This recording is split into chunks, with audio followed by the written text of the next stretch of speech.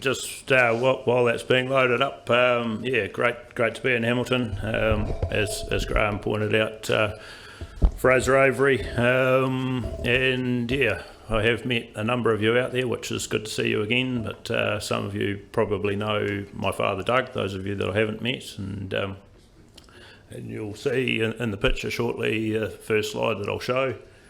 He's there, and as Graham said, we are working through that succession thing at the moment, which, yeah, we're not quite there. So when Graham talks about the awards that I've won, I need to point out that it's a joint thing, and you'll hear a lot from me this morning about people. For me, it's about people and that sort of thing. So great to be in Hamilton. Looking out the window, I'm pleased to see that you had a bit of a systems overhaul here in the Waikato, realised you're not as good as us in the Crusaders region at rugby and decided to follow football. So well done for recognising that. So Bonavaree Farm, we're in the top northeastern corner of the South Island, next to the saltworks. My wife Shelley and I, with our two boys, Oliver and Quinn. Oliver's shown that's been a challenging season, so we could only afford half a haircut. Probably pretty trendy in Hamilton, I'm picking. But and my parents, Doug and Wendy, as we've talked about. And you're probably looking at the picture and thinking, well, Fraser must be adopted. Like Doug and Wendy. There's no red showing there, but it's called environmental influences, and that's what 103 years as a family farming next to the saltworks does. The rust had to set in at some stage. Or another way of saying, I'm just the big bright red shining light at the front of the team at Bonavaree. Is this a... Oh no, sorry, you have to touch the screen. Touch screen. Cool. So I asked Graham the other day what actually did he want me to talk about, and he sort of said, "Well, that's a good question." And he talked about a few things, and the first thing he mentioned was people and having everyone on the same page. And as I mentioned before, one of the things I've learnt is people is huge. And so we talk about sustainability being a three-legged stool years ago, and they were all equally important. And I've been thinking about that for the last 18 months, and I've actually decided that the people social side of it's the most important leg on that stool. So how could we make that more important? Well, I've decided that the seat on top of the three legs is part of the people thing as well. And so for me, that's front and centre. And I see the biggest opportunity for our sector at the moment in first understanding ourselves better. I think there's a really big opportunity in that space, and then how we relate and work with those around us. And once we nail that opportunity, there's a realisation that we're grossly under-invested in labour in our sector. I haven't engaged with many organisations who I think have got enough labour on their team. And so that's where I'm coming from today. And so for me, it's about resilience with the people, and it starts with passionate people. You've got to be passionate about what you do. Life's too short to spend it doing things you're not passionate about. So for us, what I get up and do every day, I'm passionate about. And we engage with individuals and companies who are passionate about what they do. That's a whole lot more fun. People that we engage with, we want to share similar values. So it's important for us that we understand what those values are that we have, and then working with those that share those. We prioritise learning at Bonavaree. So when we set the weekly planner, it's the first thing that goes in, learning opportunities. So that's not just for me at the top of the team, but it's for right through to the junior shepherds. Everybody prioritises learning. Opportunities to continue to improve what they do, individually or as a team. It's been really powerful. Communication. Have you ever met somebody that communicates too much? If you've met my father, maybe, but in general, no. We don't communicate enough, and so we're really focused on communicating. If we communicate what our vision goals are to the team, where we want to get to, and they communicate back the challenges, the issues they see, and achieving those, we're far more likely to end up in the same place. So we spend a lot of time on communication, and there's a whole lot of forms of communication because we all learn, teach in different ways. And so it's reminding ourselves that we're not all the same, and so we need to think of the techniques that we use to cater for all involved. And so relationships is really important, and that's what's really cool about days like this. Is, as I mentioned, I know a number of you already. We've got some great relationships with Graham and Derek Moot and many others in the room here. And those relationships are built through really good communication. And so probably 5 years ago, I used to often say to people I was almost like a relationship specialist for Bonavaree Farm. A lot of my time is spent working on building good relationships, and that helps us through the challenging times to see the opportunities as we move forward. Appreciation, simple little word. Well, it's not that little for a farmer, but it's a simple word.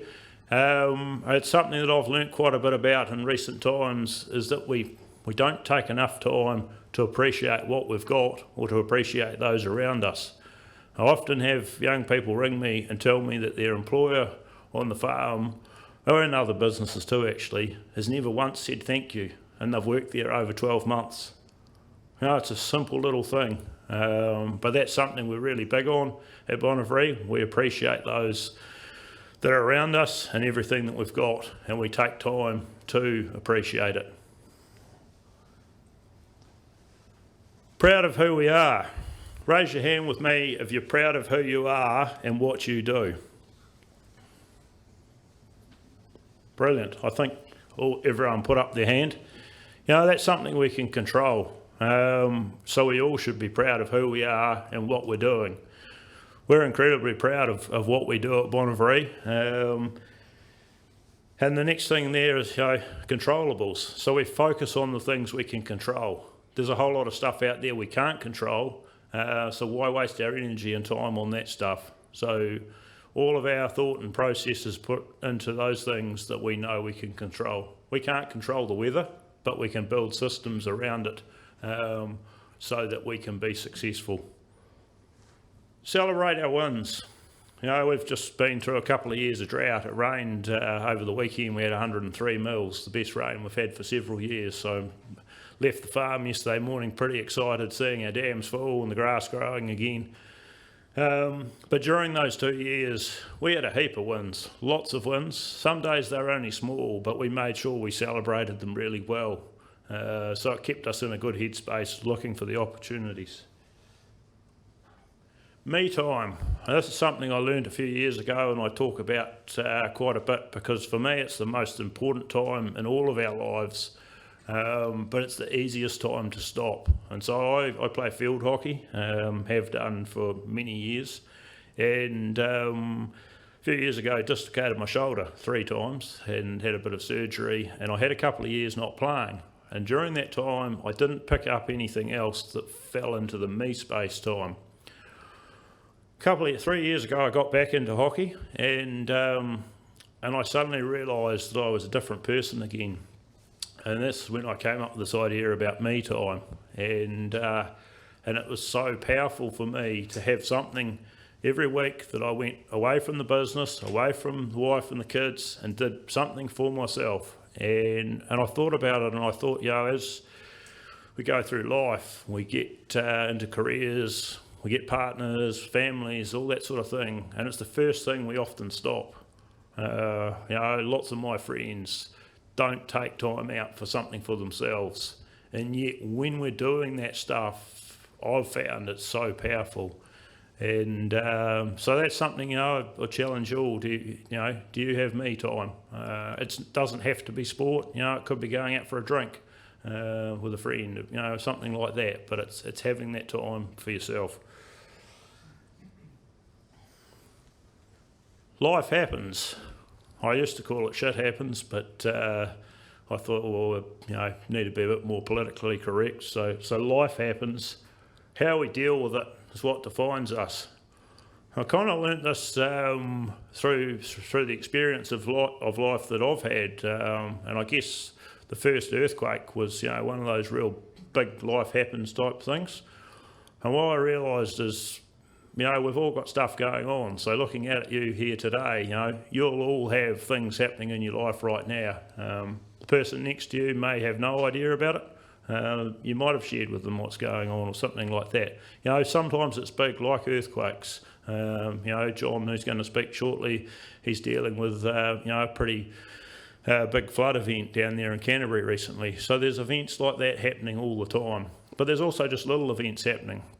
But what I've learnt is it's how we deal with these things. That's the important thing. Everyone has those things happening all the time. And so when we ask the question, if you come to us with a product or new service, something like that, we used to ask, well, what does it cost? Because that's the standard question us farmers love to ask. What does it cost? But a while back we realised, well, actually the question we should be asking is, what's the value? That's the important part.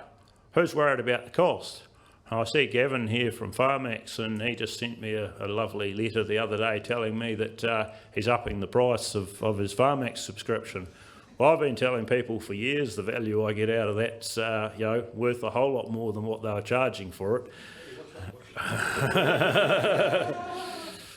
But it's a really important question for us is, what's the value? And so often we miss out on that next part, with the opportunities because we're too focused on the cost. And so that kind of thinking for us at Bonavaree has made us realise that, there's so much opportunity out there at the moment. But it's like I said at the start, it's how we position ourselves and those around us. Because, for lots in our sector at the moment, it looks like a huge mountain of challenges. But I'm excited by, the opportunities that we have. And so positioning ourselves is really important. The other part Graham wanted me to talk about was the ideal system. I thought, well, that's easy. I'll just talk about our systems because they are the ideal systems. We wouldn't be doing them if they weren't. And so where did that start? Well, it probably started back when I first met Graham. And it was about doing a SWOT analysis. All this stuff's pretty simple, actually. But a lot of the time, we don't take the time to do it. So it's sitting down, working out strengths, weaknesses, opportunities and threats. Because we're fairly positive people, we were focused on the strengths and the opportunities, but there were some other things in there. And then we built some systems around this. And Graham came up with this great idea that we had the 3 R's. And so in our area, there's a real high probability that we're not going to grow a lot of dry matter during the summer. And so we called this period the risk period. And so that's the time of the year we don't want to do a whole lot of farming. And then we go into the second of the R's, which is the recovery period. And that runs from about mid-February through to August. And the focus there is growing forage, as much forage as we can for the year ahead. And then we work out which animals we'll bring in to eat that forage. And the third period that's the most exciting is the revenue period. And that runs from sort of August through till Christmas. And the idea there is everything growing as fast as it can, and so we have animals leave the property before we head back into that risk period. And luckily for us, that coincides with when schedules are generally at their highest. 2 simple questions. Where are you and where do you want to be? For us, that's a really important thing to understand. Where are we now? What are we achieving in this? What are we doing in that? And where do we want to go?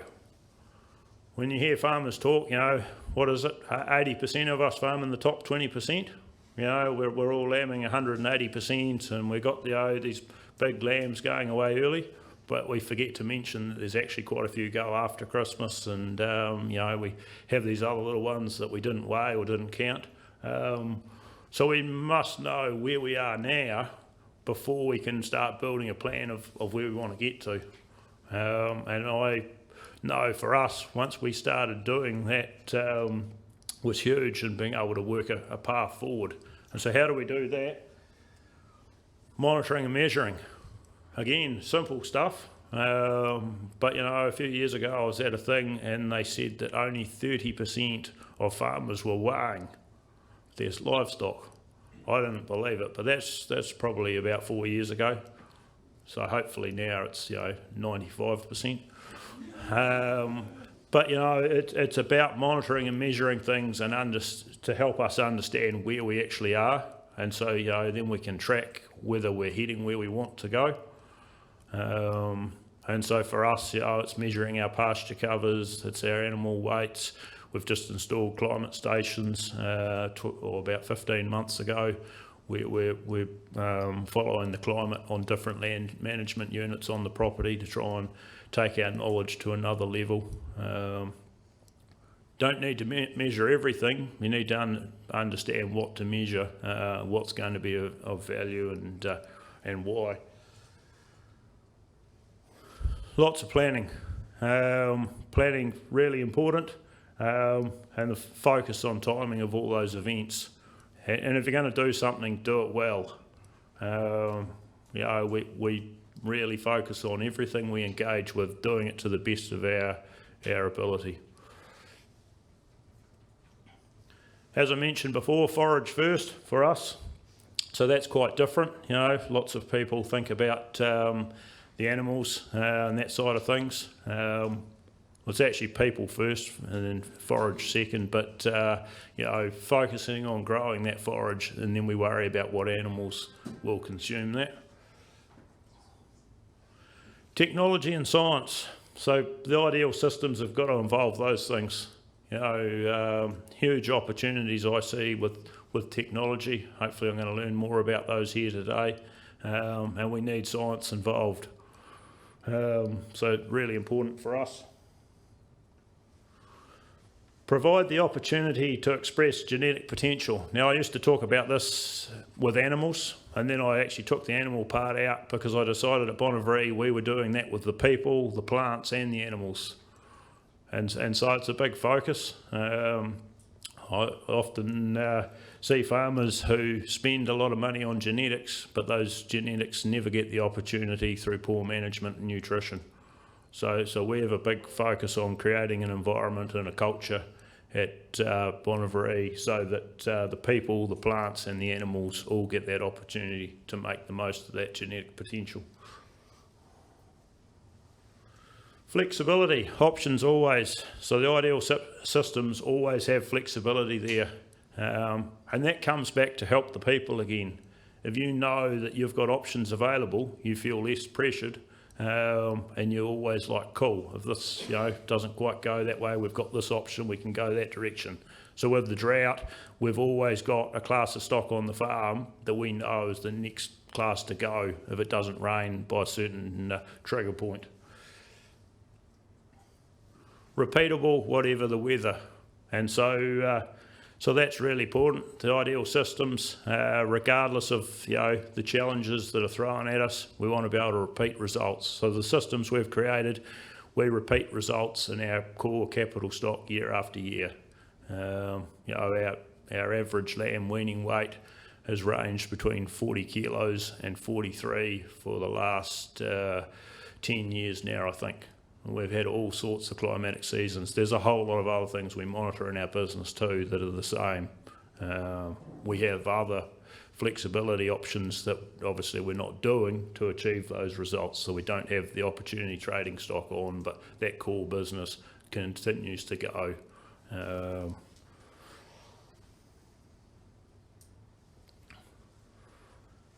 So the other part Graham asked me about was if normally I have heaps of pictures, but often I have trouble with my words not being that clear for the audience, so I didn't put many pictures up today. But with technology going forward, what were we interested in? What sort of things would we like? And the big thing I thought was, even though I love people and passionate about people, any technology that can reduce labour in our businesses, I think is huge. Finding labour is challenging. Many of you will know that, and so any technology in that space. And I'm a precise person, so we like precision stuff. We mentioned Farmax before. I like it because of the detail. Martin Beef and Lamb have come out with the the greenhouse gas calculator, and that's awesome for those people that we just need to get their number.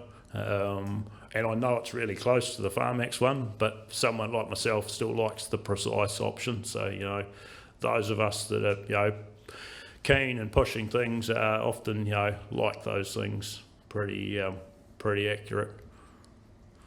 And I've just had the 1 minute card held up, and I think I'm about done. So got through my time all right, Graham. So I guess